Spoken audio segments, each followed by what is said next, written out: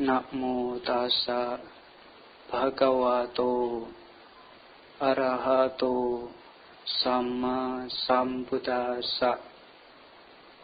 Namo tassa bhagavato arahato samma sambuddhassa. Namo tassa bhagavato arahato samma sambuddhassa. Yoja wasasatang jiwe kusito hinawiryo ekahang jiwitang seyo wiryang arabhato dalhang ti.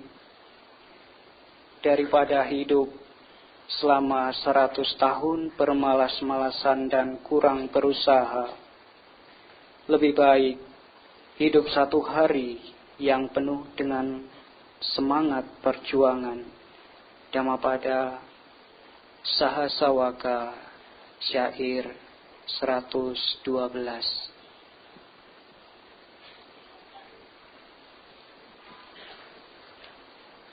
Pemimpin Pujapati yang saya hormati, para ibu, bapak, saudara-saudari sekalian, umat Buddha yang berbahagia. Pertama-tama Bante ingin menyapa kita semua. Selamat pagi semuanya. Bagaimana kabarnya? Sehat? Ya. Sebagaimana hari ini ya cuacanya cukup cerah. Semoga demikian pula batin kita semua dalam keadaan yang cerah, ya seperti cuaca pada hari ini. Baik, ibu bapak saudara sekalian, sebagai umat Buddha, tidak lupa marilah kita untuk sejenak merangkapkan kedua telapak tangan kita di depan dada untuk memuji Guru Agung kita yang Maha Suci dan Maha Sempurna. Namo Buddhaya. Ibu bapak, saudara-saudari sekalian, satu karma baik yang sudah kita tanamkan setidaknya pada kesempatan pagi hari ini, karena Anda datang ke wihara tentu bukan tanpa tujuan. Anda datang ke wihara tentu dilandasi dengan niat yang baik. Kita punya niat yang baik untuk datang ke wihara itu sudah merupakan hal yang baik. Itu sudah merupakan satu kebajikan. Berangkat dari niat yang baik, kita pergi ke wihara. Sampai di wihara, apakah hal yang bisa saya lakukan, Bante? Jadi misalkan kalau ditanya, ibu bapak pergi ke wihara untuk apa? Berbuat kebajikan, menanam kebajikan. Karena Anda datang ke wihara itu bukan cuma untuk baca parita. Bukan hanya untuk menghormat kepada Buddha, Dhamma, dan Sangha. Bukan cuma untuk meditasi. Tapi kalau hal-hal ini bisa kita lakukan, itu namanya kita memaksimalkan kesempatan datang ke wihara. Jadi kalau ditanya, Anda ke wihara itu untuk apa? Untuk menanam kebajikan. Jadi kalau Bapak Ibu, saudara sekalian, pada kesempatan pagi hari ini datang ke wihara untuk mengisi hari libur, ya digunakan sebagai sarana untuk menanam kebajikan, itu merupakan satu hal yang sangat baik sekali. Dengan demikian, sebagai umat Buddha, ketika kita mau untuk belajar Dhamma, Dhamma itu akan terus bertahan lama ketika masih mau kita pelajari. Coba kalau kita sebagai umat Buddha sudah tidak mau belajar Dhamma, belajar saja tidak mau, apalagi praktek. Nah, nanti cepat atau lambat Dhamma itu akan segera lenyap dari ingatan kita. Ya, ibu bapak saudara sekalian, sesuai dengan Parita Dhammacaka yang saat ini ada di tangan Anda atau yang Anda terima, pada kesempatan pagi hari ini Bante ingin menyampaikan, berbagi dhamma kepada kita semua berkenaan dengan pancabala atau 5 kekuatan yang akan dapat menunjang keberhasilan kita. Ibu bapak, saudara-saudari sekalian, kalau kita ingat waktu masih kecil ya berapa tahun yang lalu lah, waktu masih kecil mungkin usia sekolah SD, sering kali kita ditanya, nah nanti kalau sudah besar mau jadi apa? Pernah apa tidak? Pernah tak? Nah, pernah. Mungkin karena kita masih kecil ya, masih polos jawaban ya banyak.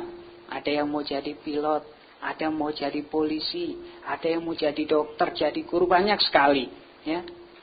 Tapi yang perlu kita pahami ya, bahwa kita punya keinginan, kita punya harapan ya, tidak semua itu bisa tercapai. Kadang ketika sudah dewasa, apa yang kita cita-citakan dari kecil kok malah nggak sesuai. Yang ketika kecilnya ditanya mau jadi apa, mau jadi dokter, setelah dewasa jadi apa? Jadi biku. Ini kan lain. Ya. Jadi ibu bapak saudara sekalian, yang menjadi pertanyaan adalah, apa salah Bante kita punya keinginan? Salah apa tidak punya keinginan?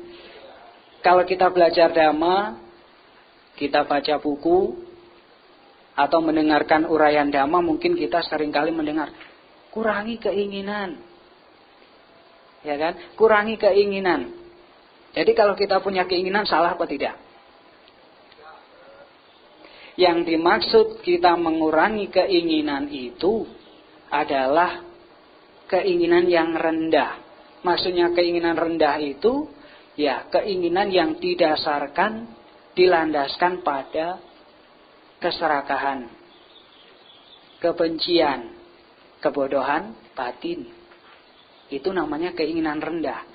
Tapi kalau keinginan yang bersifat positif, yaitu ingin menjadi lebih baik, baik dalam hal material maupun spiritual, itu adalah keinginan yang wajar, tidak salah.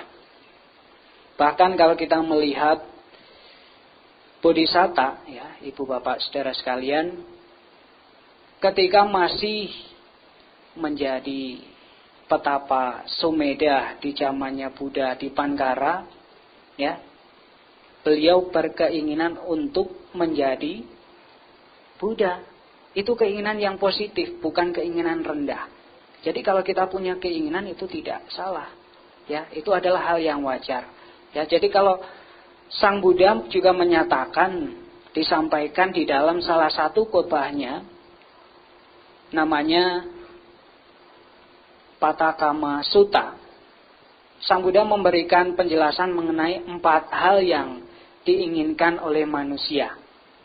Jadi kita sebagai manusia itu punya keinginan itu yang ya wajar, kita punya keinginan. Ada 4 hal yang pada umumnya itu diinginkan oleh setiap manusia. Yang pertama itu adalah ingin menjadi kaya. Siapa yang tidak mau? Siapa yang tidak mau? Itu keinginan manusia pada umumnya. Kemudian ingin memiliki kedudukan sosial yang tinggi. Yang ketiga ingin berusia panjang. Siapa nggak mau usianya panjang? Angkat tangan. Oh, nggak ada. Yang keempat ingin ketika meninggal terlahir di alam yang bahagia. Jadi itu keinginan yang wajar. Tidak salah ibu bapak selama kita punya keinginan itu kita tidak dilandaskan pada keserakahan, kebencian dan kebodohan batin. Tapi kalau kita punya keinginan itu sifatnya positif, ingin berhasil dalam hal spiritual maupun material, itu adalah hal yang wajar. Kalau kita memperhatikan kehidupan manusia, kita akan menemukan satu kewajaran yang ada di dalamnya. Dimanapun dia, jadi apapun dia, apapun mata pencahariannya, entah dia miskin atau kaya, ya, terpelajar atau tidak terpelajar, semuanya punya keinginan, punya harapan, atau punya asa, punya cita-cita. Ya ini memang satu hal yang wajar. Ya. Tapi ya kita hendaknya tidak melekat terhadap keinginan itu. Karena Sang Buddha juga menyampaikan, makanya kalau kita punya keinginan itu mesti hati-hati. Ya. Selama itu keinginan yang baik, ya, itu adalah hal yang positif, hal yang wajar. Tapi kalau keinginan itu sudah melenceng, seperti tadi keinginan rendah, yaitu akan membawa pada penderitaan. Di dalam 4 kesunyataan mulia, yang kedua adalah sebab duka. Sebab duka adalah tanha. Tanha itu keinginan. Jadi mesti kita waspadai kalau kita punya keinginan, itu artinya sebab penderitaan sudah dekat. Ya, itu kalau kita melekat terhadap keinginan kita. Dan apalagi kalau keinginan itu bersifat rendah. Jadi kalau kita punya keinginan, ya, yang wajar. Saya ingin jadi presiden, Bante. Saya ingin jadi Ultraman, Bante. Saya tidak mau tua, Bante. Nah, itu kan gak wajar. Ya. Jadi kita punya keinginan itu yang wajar, yang bisa diperjuangkan, yang bisa dicapai. Ya. Kalau nggak mau tua ya, tapi namanya hidup ya, tua kan belum tentu. Kadang yang muda sudah meninggal, jadi belum sempat tua sudah meninggal duluan. Jadi Bapak Ibu Saudara sekalian, ya kita punya keinginan yang wajar, yang bisa dicapai. Nanti kalau keinginannya nggak wajar, kalau nggak tercapai kita menderita, kita susah. Ya, kalau keinginannya tinggi nggak tercapai, ya apalagi itu nggak wajar. Nanti seperti pungguk merindukan bulan. Nggak akan sampai. Nanti kalau sudah nggak sampai, keinginan nggak sampai, kita menderita. Ibu bapak, saudara-saudari sekalian, umat Buddha yang berbahagia. Kalau kita berbicara tentang keinginan, tentang harapan, itu pasti nanti arahnya kemana? Keberhasilan. Kesuksesan. Ini dua hal yang saling berkaitan bahasanya ya. Ketika kita membahas satu keinginan, harapan, cita-cita, nanti arahnya pasti satu keberhasilan.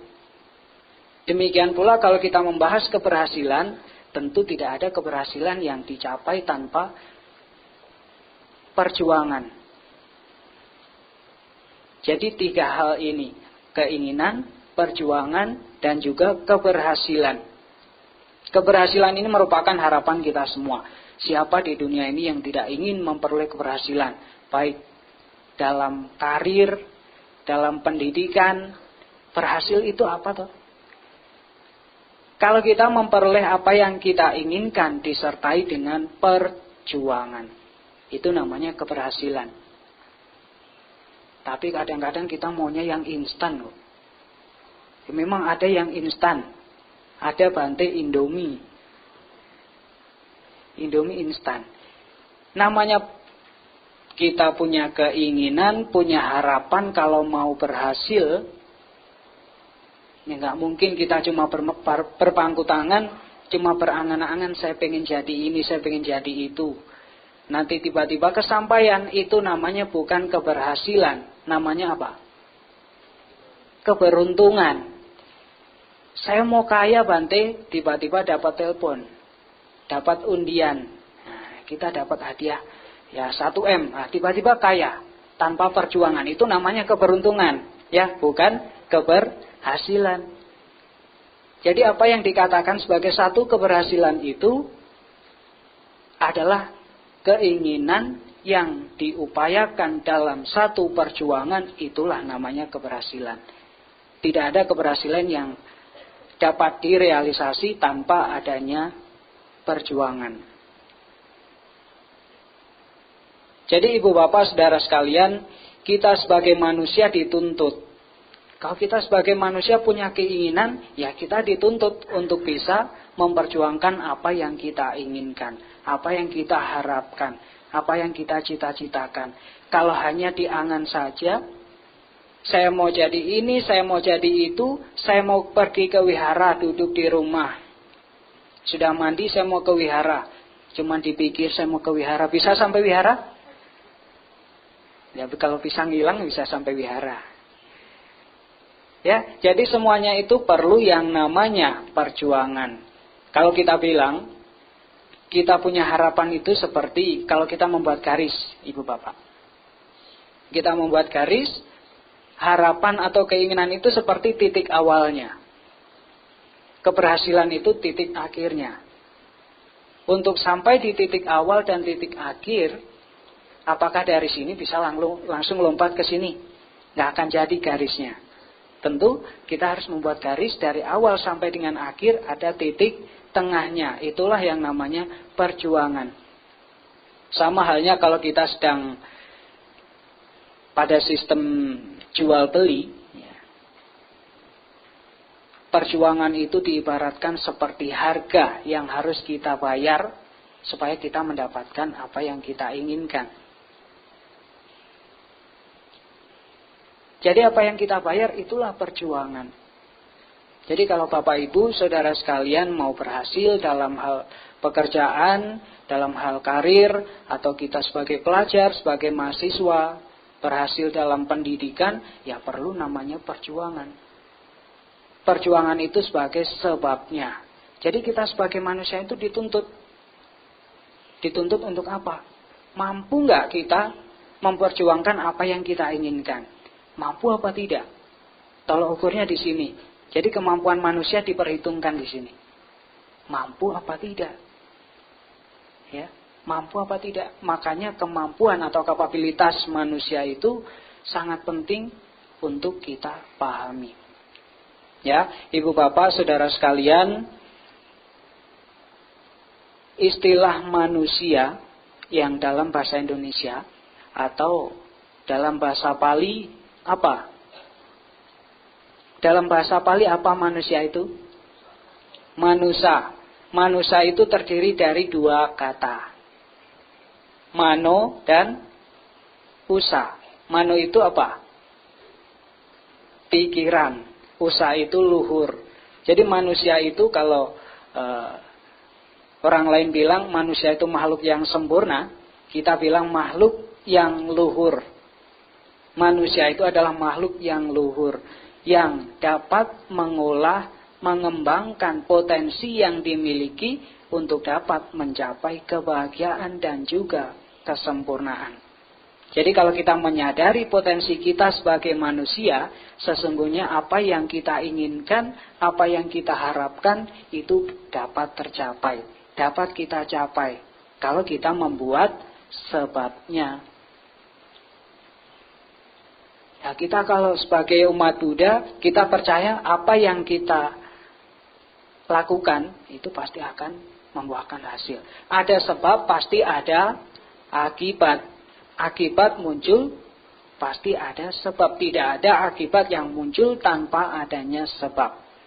Oleh karena itu, dengan menyadari potensi kita, kemudian kita mengolah, kita mengembangkan apa yang ada di dalam diri kita, kemampuan kita, ya, terlahir sebagai manusia, itu adalah hal yang sangat baik sekali.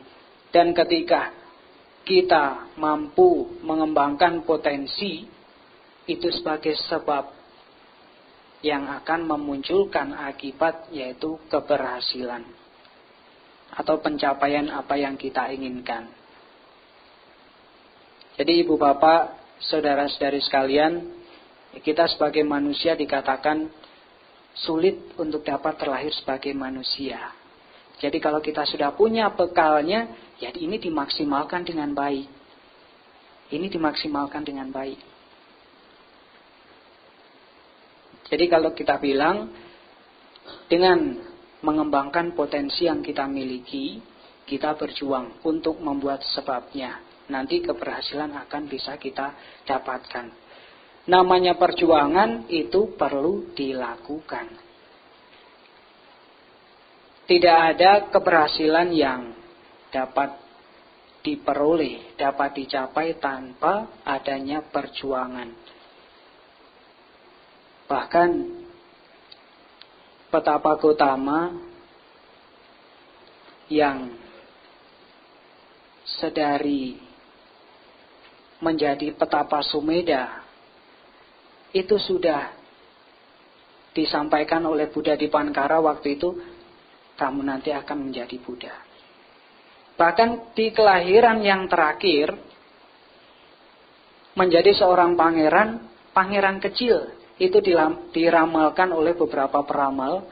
Ada peramal-peramal yang mengatakan, ini ada dua kemungkinan. Kalau dia menjadi raja, ini akan menjadi raja di raja. Raja dari semua raja.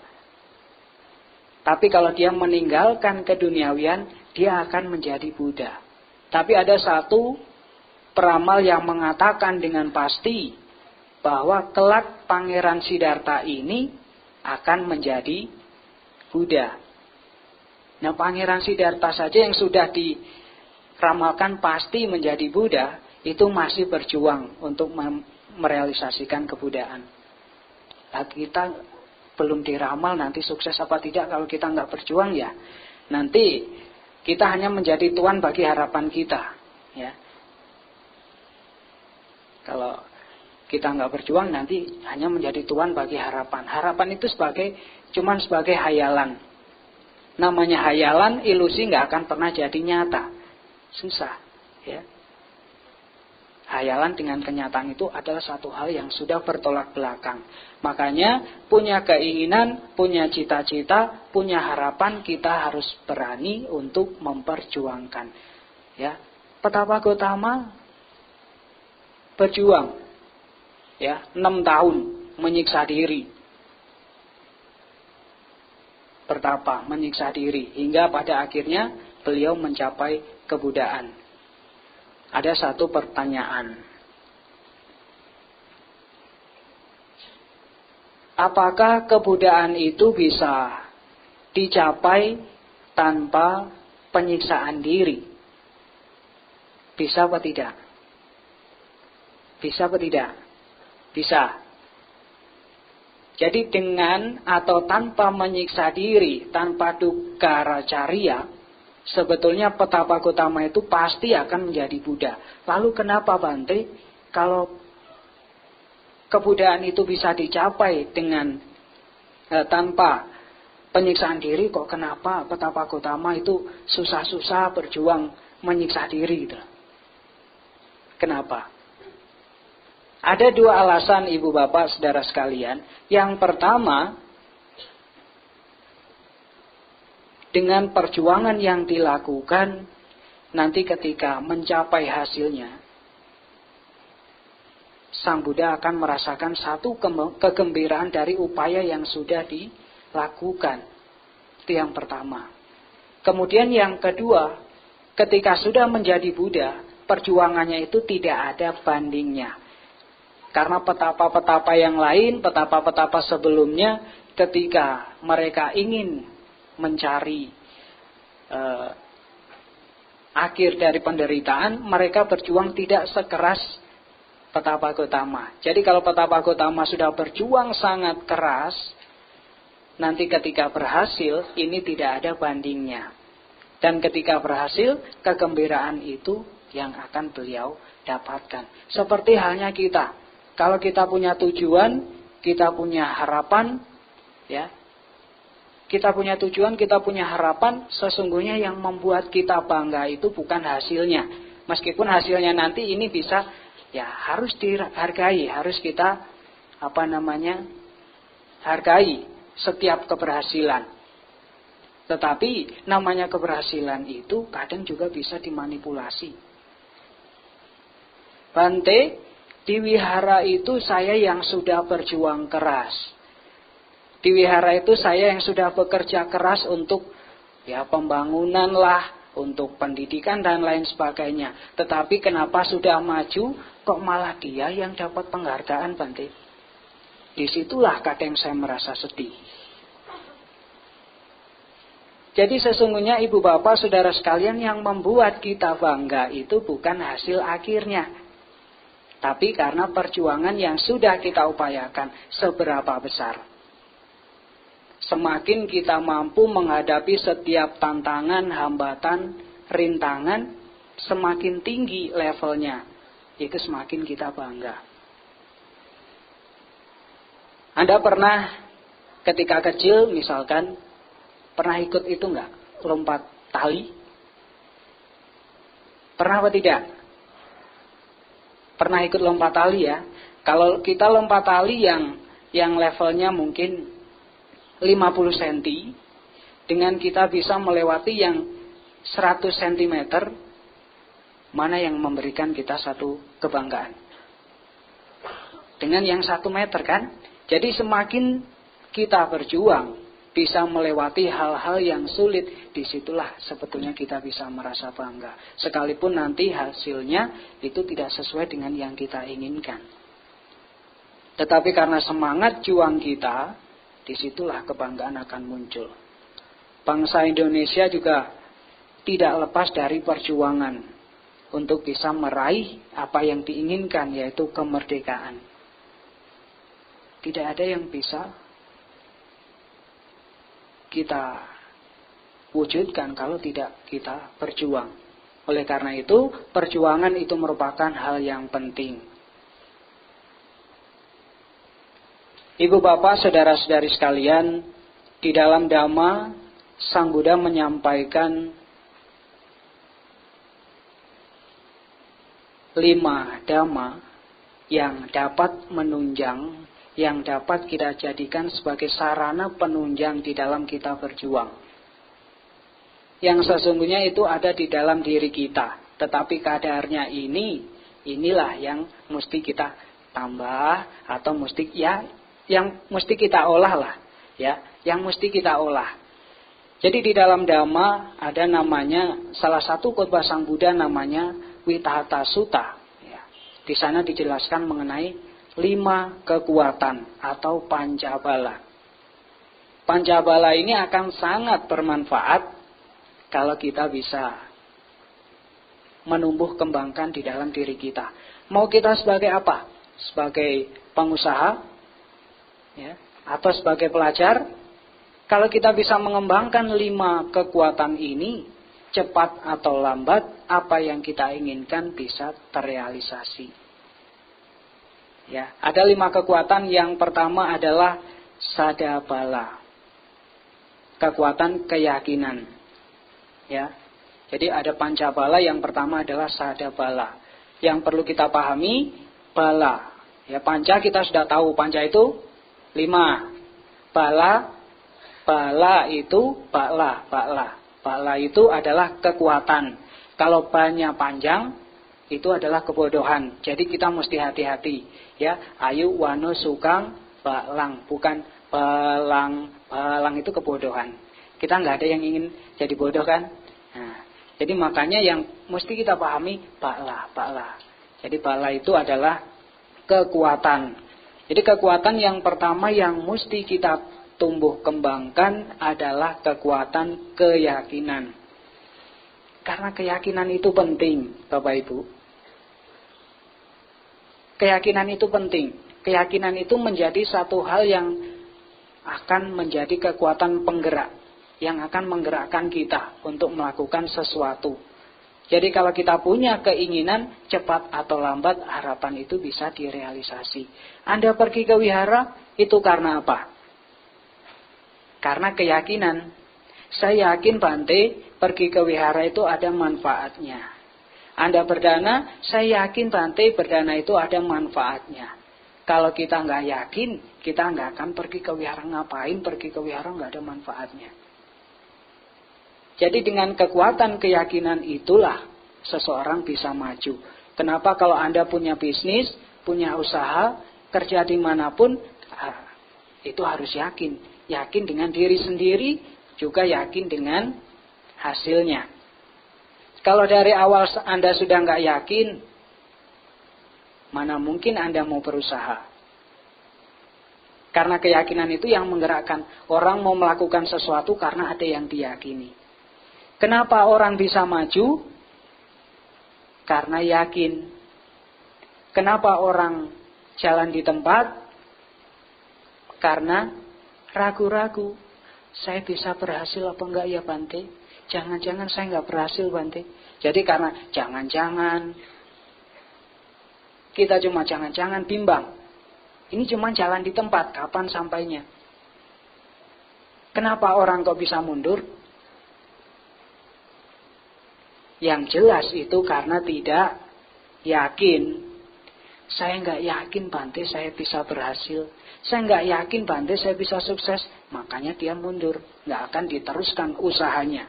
Jadi Anda punya usaha apapun, punya bisnis apapun, bekerja sebagai apapun, dimanapun tempatnya, yang pertama harus punya keyakinan, sadabala. Sadabala inilah yang nantinya akan menggerakkan kita untuk berusaha. Kalau nggak punya keyakinan, nggak mau berusaha. Tetapi namanya keyakinan, yang dimaksud keyakinan di sini adalah keyakinan yang berdasar, berakar, bukan tanpa alasan.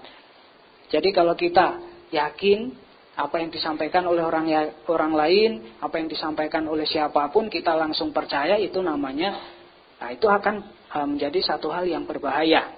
Makanya Sang Buddha menekankan, jangan percaya begitu saja. Sada yang dimaksud di sini adalah mulika sada. Mulika sada itu adalah keyakinan yang mendasar. Jadi diselidiki dulu apa yang dia sampaikan. Kalau kita mudah percaya, itu bahaya. Nanti jangan-jangan kena tipu. Ya, jadi mesti keyakinan yang kita miliki, ya boleh percaya, tetapi tidak kita jadikan itu sebagai satu-satunya yang benar. Selidiki dulu. Kalau memang itu bermanfaat, kalau memang itu membawa hasil dan hasilnya positif, boleh diteruskan. Boleh kita jadikan itu sebagai keyakinan. Tetapi kalau itu tidak membawa manfaat, tidak membawa kemajuan, boleh ditinggalkan. Jadi kita punya keyakinan, ya harus kita selidiki dulu. Ehi pasiko. Tidak mudah percaya begitu saja. Itu yang pertama, Ibu Bapak, Saudara sekalian. Kemudian yang kedua, karena punya keyakinan, seseorang akan tergerak untuk mau berusaha. Makanya yang kedua itu ada wirya bala, kekuatan semangat. Semangat muncul karena dari awal dia mengembangkan keyakinan. Semangat itu merupakan satu hal yang penting juga. Kalau Anda bekerja, punya usaha, punya bisnis, Anda belajar jadi mahasiswa atau belajar di sekolah, kalau berangkat dari pagi-pagi mau berangkat sekolah, mau berangkat kerja sudah loyo, sudah malas, gimana kita mau melakukan sesuatu hal? Gimana kita mau melakukan pekerjaan kita ini bisa berbuah maksimal? Orang awalnya sudah loyo. Jadi semangat itu penting. Semangat itu seperti energi, Ibu Bapak. Makanya kalau orang bangun pagi atau pagi-pagi, ya kita mengucapkan selamat pagi. Ya, kita mengucapkan kemudian kasih semangat. Jadi semangat penting. Itu untuk energi supaya kita bisa bergerak. Kalau kita nggak punya energi, gimana kita mau bisa bergerak? Seperti baterai.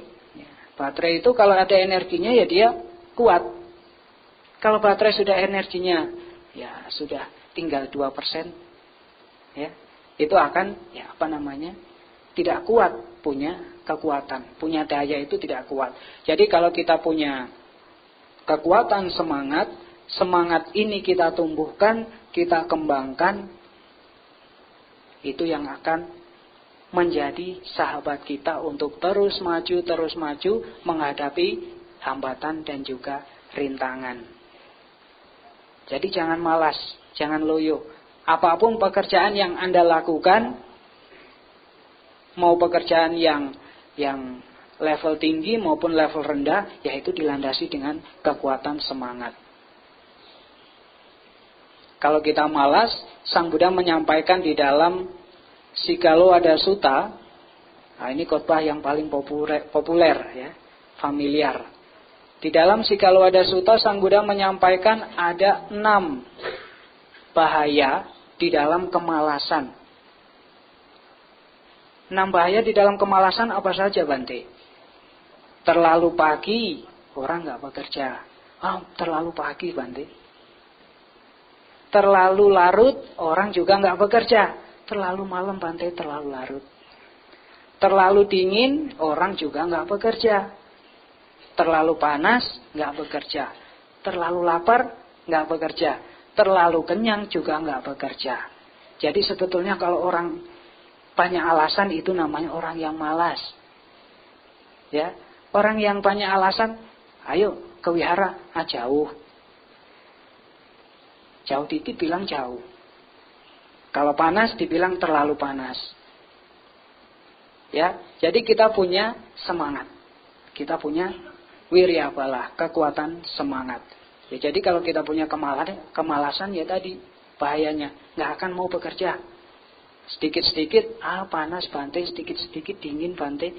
Ya, makanya ibu bapak saudara sekalian, kita hidup di zaman yang serba mudah itu membuat kita jadi membentuk karakter manusia yang manja.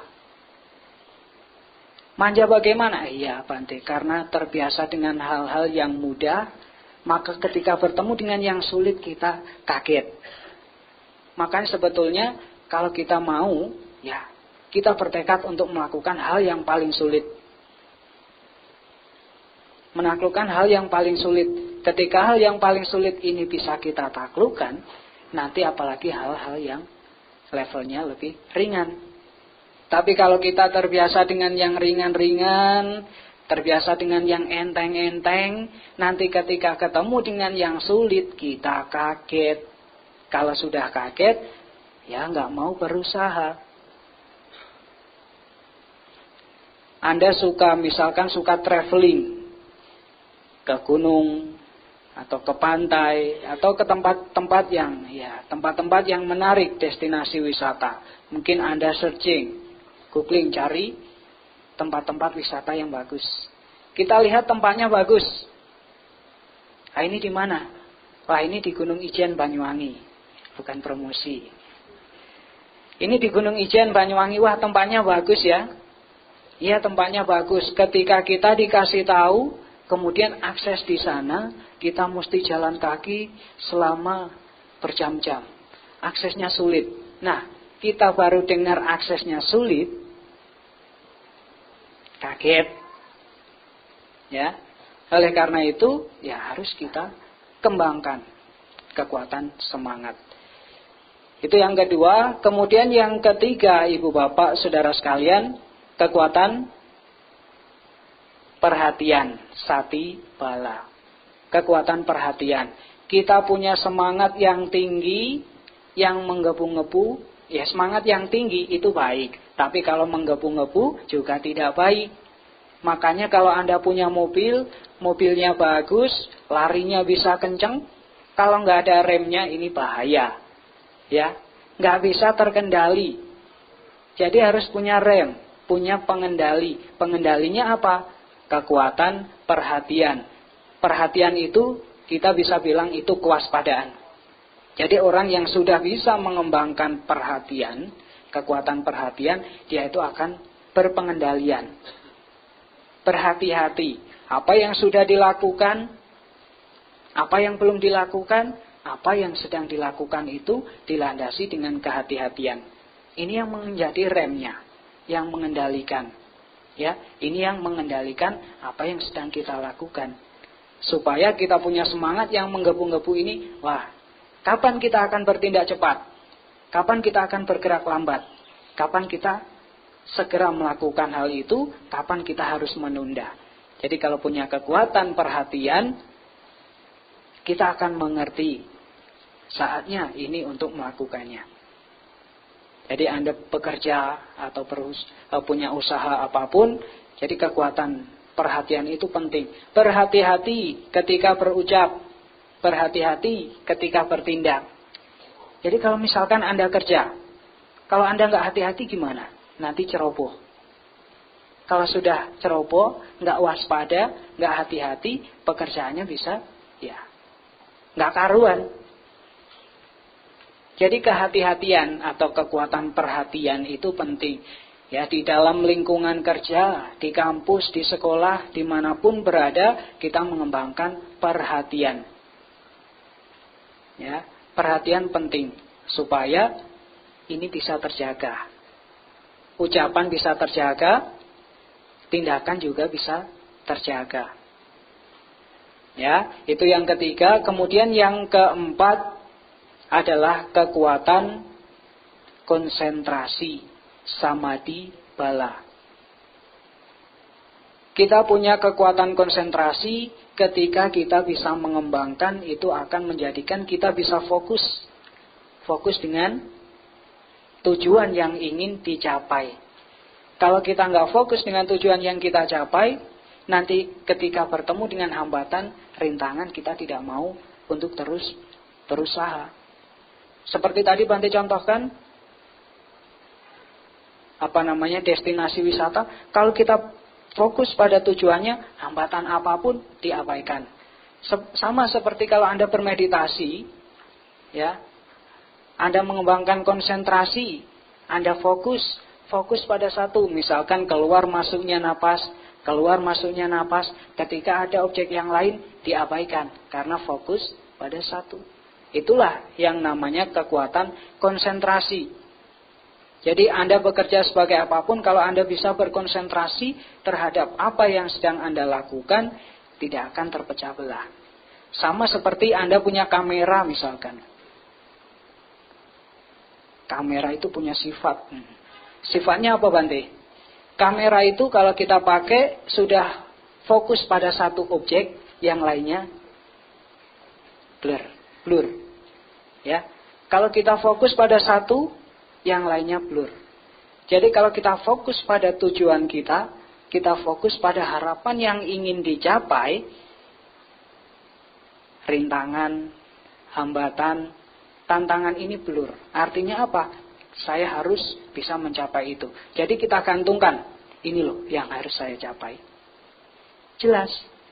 Jadi kalau misalkan Anda punya hobi, sebetulnya kalau kita punya hobi, kita melakukan pekerjaan yang sesuai dengan hobi kita itu akan sangat gampang. Tapi kalau kita punya pekerjaan kok nggak sesuai dengan hobi Bante, ya kita tetapkan tujuan yang jelas. Kalau kita punya tujuan yang jelas, ini loh yang ingin saya capai, kita punya target. Kita punya tujuan yang jelas. Kalau tujuannya nggak jelas, nah nanti kesana kemari, terpecah belah. Tetapi kalau kita punya kekuatan fokus, kekuatan perhatian, samadhi bala, tujuan kita jelas, nah itu yang ingin saya capai. Jadi kita bisa fokus. Ya, itu Bapak Ibu Saudara sekalian, yang keempat. Kemudian yang kelima, kekuatan kebijaksanaan. Kebijaksanaan atau panyabala. Seringkali di dalam satu pembahasan yang dikatakan sebagai panya, itu berlawanan dengan kebodohan batin. Kalau kebodohan batin bagaimana Bante? Kebodohan batin itu tidak bisa membedakan ini yang baik, ini yang buruk, ini yang benar, ini yang salah. Makanya dengan kebodohan batin yang ada di dalam diri setiap orang, seringkali yang benar ini dianggap salah, yang salah malah dianggap benar, yang baik dianggap buruk, yang buruk dianggap baik. Makanya kadang kita bertemu dengan orang-orang yang benar, ini malah disalahkan. Kenapa? Karena kebodohan batin kita. Makanya dengan kekuatan yang kelima, panyabala, kekuatan kebijaksanaan, di dalam melakukan segala sesuatu, belajar, bekerja, akan dilandasi dengan satu pertimbangan. Oh, inilah yang baik. Oh, inilah yang buruk. Jadi nggak ceroboh. Diperhatikan ini loh yang baik, ini yang buruk. Jadi tahu mana yang baik dan mana yang buruk. Sehingga apa yang dilakukan itu bisa terarah. Yaitu terarah pada hal yang positif. Coba kalau kita nggak bisa bedain, wah ini yang baik, ini yang buruk. Yang buruk dilakukan dikira baik. Nanti bisa jadi Anda punya bisnis malah bangkrut, malah rugi. Karena apa? Yang baik malah dianggap buruk, yang buruk dianggap baik. Demikian juga yang salah dianggap benar, yang benar dianggap salah. Itu bahaya sekali. Makanya kalau kita punya atau bisa atau dapat mengembangkan kekuatan kebijaksanaan panyabala, apa yang kita lakukan itu disertai dengan pertimbangan. Oh, ini yang baik, ini yang buruk. Kita bisa membedakan. Dengan bisa membedakan, jadi apa yang kita lakukan itu bisa terarah. Dengan kebijaksanaan pula, ibu bapak saudara sekalian, itu akan mendorong kita di dalam melakukan segala aktivitas itu sesuai dengan dhamma. Kenapa? Bante sering katakan bahwa orang yang punya sila bisa jadi dia pintar, bisa jadi dia cerdas, tapi belum tentu bijaksana. Tetapi orang yang bijaksana sudah pasti silanya bagus. Kenapa? Karena orang yang bijaksana itu punya pertimbangan yang baik dan yang buruk. Sehingga apa yang dilakukan itu dilandasi dengan hiri dan otapa. Hiri itu malu untuk berbuat jahat. Otapa takut akan akibat dari kejahatan yang dilakukan.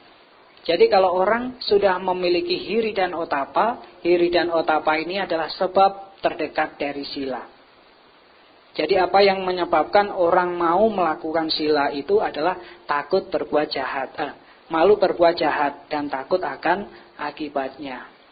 Jadi kalau mengembangkan kekuatan kebijaksanaan itu pasti akan melakukan segala aktivitas, segala perjuangan yang diupayakan. Ketika bekerja, ketika belajar, dimanapun kita berada, kita akan melandaskan hal-hal itu pada hiri dan otapa. Sehingga kita tidak melanggar sila. Meskipun kita berjuang untuk mendapatkan apa yang kita inginkan, kita tetap bisa berpegang teguh pada pelaksanaan moralitas. Jadi, itu ibu bapak saudara sekalian 5 kekuatan yang bisa kita terapkan kemanapun kita pergi, dimanapun kita berada, sebagai apapun kita, apapun yang sedang kita lakukan. Kalau kita bisa mengembangkan 5 kekuatan ini, cepat atau lambat, apa yang menjadi keinginan kita, apa yang menjadi harapan kita akan bisa terrealisasi. Jadi ibu bapak saudara sekalian, namanya keberhasilan itu memang manis. Ya, kedengarannya manis. Kalau kita berhasil kita bisa bangga, senang. Melihat orang lain yang berhasil, kita juga bisa bangga. Jadi keberhasilan itu manis. Tapi prosesnya tunggu dulu. Pahit getir, hambatan, rintangan itu akan akan menjadi cobaan, akan menjadi ujian bagi kita. Oleh karena itu, kita harus bisa mengerti, kita harus bisa memahami pentingnya sebuah perjuangan. Kita harus bisa menghargai pentingnya sebuah perjuangan. Jangan maunya instan. Ya. Karena apa yang kita inginkan itu tidak akan tercapai tanpa adanya perjuangan. Itu bukan seperti kalau kita tepuk tangan, ibu bapak. Bagaimana Bante? Tepuk tangan, sekali tepuk langsung bunyi. Ya, tidak ada. Demikian pula kalau kita sebagai orang yang terpelajar, intelektual tinggi, seperti halnya setajam-tajamnya pisau, tidak akan ada manfaatnya kalau nggak digunakan. Meskipun pisau itu tajam, kalau nggak digunakan nggak akan bermanfaat. Demikian pula kalau kita punya intelektual yang tinggi, kita cerdas, pandai, kalau nggak mau berjuang, nggak mau berusaha, nggak ada aksi untuk memperjuangkan asa kita, kita nggak akan pernah sampai bisa merealisasikan harapan kita. Dengan demikian, dengan berpegang teguh berpedoman kepada 5 kekuatan ini, Pancabala, kekuatan keyakinan, Sadabala, kekuatan semangat, Wiryabala, kekuatan perhatian, Satibala, kekuatan konsentrasi, Samadhibala, dan kekuatan kebijaksanaan, Panyabala. Dengan demikian di dalam melakukan aktivitas apapun, itu yang menjadi pedoman kita, yang menjadi sahabat kita untuk melakukan segala aktivitas.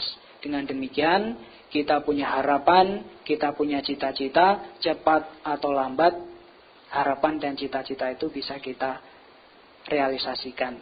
Keberhasilan akan menjadi milik kita. Keberhasilan akan menjadi milik orang yang mau berusaha. Demikian yang dapat Anda sampaikan, Ibu Bapak Saudara sekalian. Semoga ini menjadi kekuatan, menjadi kondisi yang mampu membangkitkan antusiasme kita terhadap pelaksanaan pengembangan pancabala di dalam kita melakukan segala aktivitas apapun, di kantor, di sekolah, di kampus, di tempat kerja, dimanapun berada. Sehingga ini menjadi kondisi yang akan sangat bermanfaat ketika bisa kita terapkan. Semoga kita semua semakin maju di dalam Dhamma. Akhir kata Bante tutup. Sabe sata bawantu sukitata. Semoga semua makhluk berbahagia. Sadhu, sadhu, sadhu.